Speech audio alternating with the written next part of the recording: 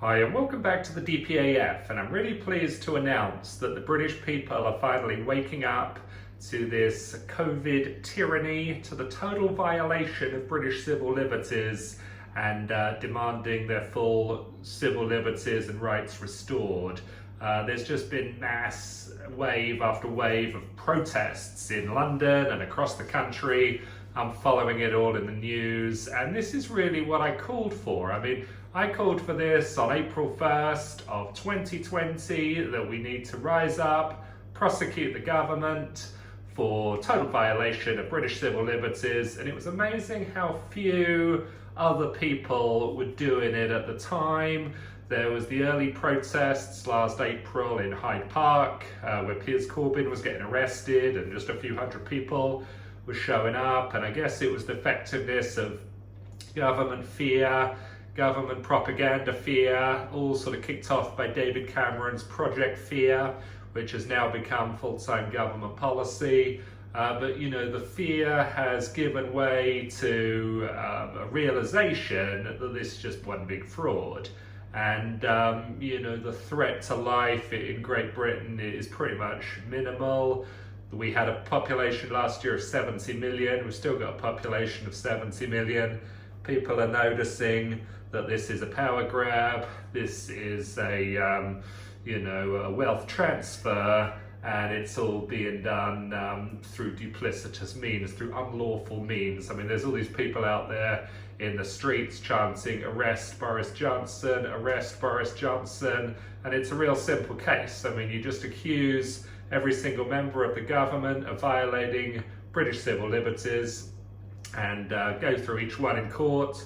Freedom of speech, freedom of association, freedom to worship, freedom of movement, freedom to protest, innocent until proven guilty, no endless bail, and let them make a plea of guilty or not guilty to each one.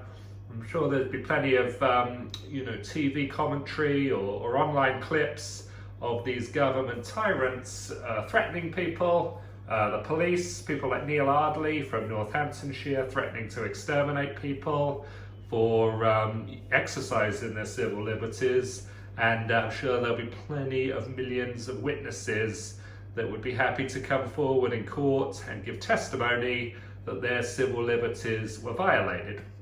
However, not satisfied with violating British law and British civil liberties, the government have moved on now to violating international law with vaccine coercion, which is totally unlawful under the Nuremberg Code. It's actually unlawful under British law as well. It's another big lawsuit opportunity, another citizens prosecution opportunity.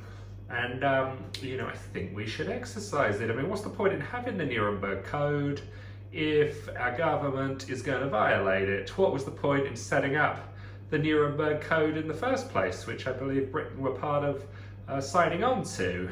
Now we have all this vaccine passport coercion as well, which is part of the vaccine coercion in itself. We've had Boris Johnson saying vaccine passports are not British. We've had Keir Starmer saying vaccine passports are not British.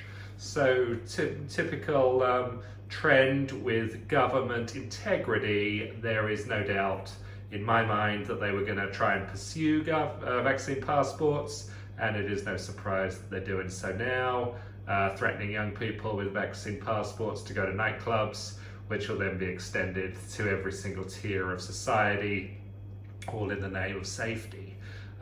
People who are not getting the vaccine are being blamed for the spread of the virus, yet, as I've said before, I thought this virus came from China. Why are the Chinese not to blame? What about Peter Daszak, the British guy that was working in the Wuhan lab? Has anyone decided to speak to him yet? Maybe he was involved in leaking this virus. What about the American Health Institute, the, what are they called? Can't even remember now, there's a C in there. Center for Disease Control, maybe? CDC. They were doing the gain of function experiments in North Carolina. They decided to outsource it to Wuhan with Peter Daszak, the British guy.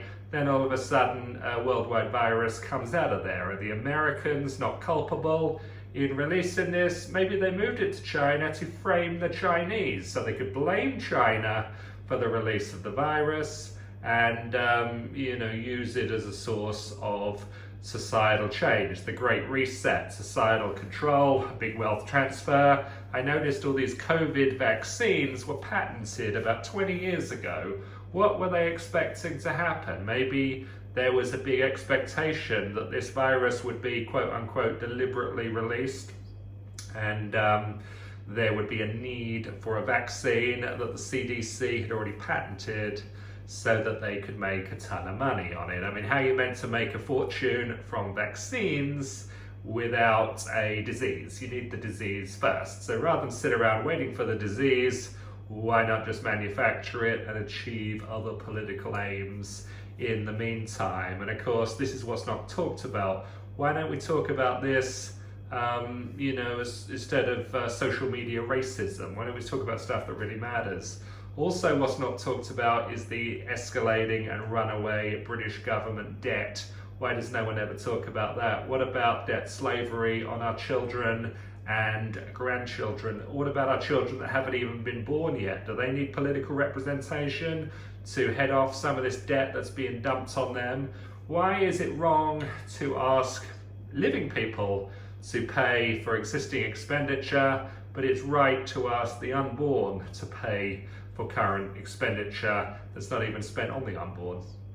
So a lot of criminality going on all across the board. I want to make a special mention of this guy, Graham Brady, who has come out over the last weekend. I think it was either in the Mail on Sunday or it was in the Mail on Saturday. He did an op-ed, and in the op-ed he was talking about how face masks weren't actually making much of a difference in stopping the virus, and they were solely a tool for political benefit, to sort of ramp up the atmosphere of fear. Because this is the same Graham Brady that took 6 months to realise that British civil liberties were being violated. I mean, I realised it and spoke out about it in March of last year, but yet Graham Brady, who's a member of Parliament, who's a knight, didn't actually get around to noticing it until September, which was 6 months later. I mean, you and I, we notice violations of British civil liberties immediately that they occur, kind of, same day. Graham Brady, who's in Parliament, who's very aloof, who's extremely out of touch, that news takes 6 months to trickle through to him. Moving on to the face masks, I mean, this was obvious last summer. There was, as you remember, lockdown 1, there was no need for face masks. Matt Hancock was saying face masks don't make much of a difference. World Health Organization, face masks not needed. Fauci in America, face masks don't really do anything. And then all of a sudden there was a 180-degree U-turn. World Health Organization says face masks that demonstrate life and death. British government start parroting this, and the World Health Organization released emails to say, yeah, we've made this U-turn for political benefit because we've got to keep up this image of fear, and face masks are a useful political tool to doing this. And then there was the study in Denmark, which was suppressed by YouTube, where they compared 2 different cities, one with face masks, one without, and there was a sort of a non-existent difference between COVID outcomes in people that wear face masks and those that don't. And so this was all last summer. This was 12 months ago. But of course, Graham Brady is so dumb, he didn't realise it then. He needs 12 months to sort of pick this up. And he was saying in his op-ed how, other members of Parliament kind of say privately that face masks don't make much of a difference. But yet Graham Brady is not able to get that information out to the British people straight away. I guess because it's tough to find TV cameras down there in the Palace of Westminster. So I want to make a prediction in this video of when Graham Brady will notice that vaccine coercion is taking place. Unlawful vaccine coercion by the government, by the Conservative government, of which Graham Brady is a member of the Conservative Party. When will he realise that vaccine coercion is taking place? And I'm going to go out on a limb here, and I'm going to put my money where my mouth is, and I'm going to say it's going to be 2024 before Graham Brady realises that vaccine coercion is taking place. Now, you're probably sitting there thinking, you know, David, that's a little bit of a quick time frame here. Don't you think it'll be a little bit longer?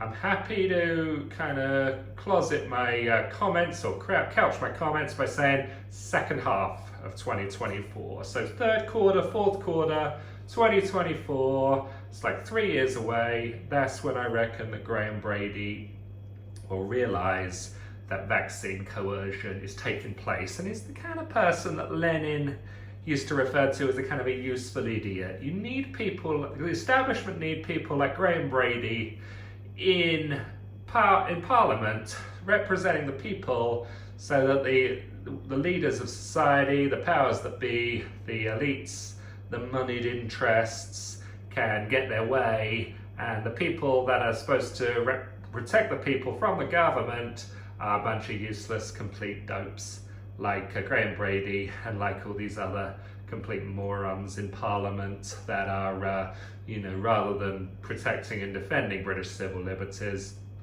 constantly vote to eliminate them. So a lot of good stuff happening with the people, with all these protests. If you're someone that's out there protesting, good for you. I really appreciate it. Keep doing it. Keep telling your friends. Go back and watch my video from April 1st, 2020, calling for citizens' prosecution of the government.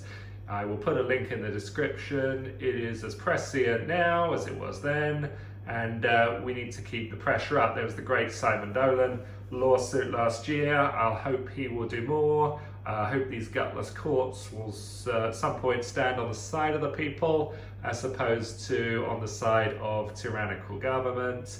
And you know, we can actually put an end to all this total and complete nonsense. So thanks a lot for watching. Hope you enjoyed this video, and we'll talk to you soon.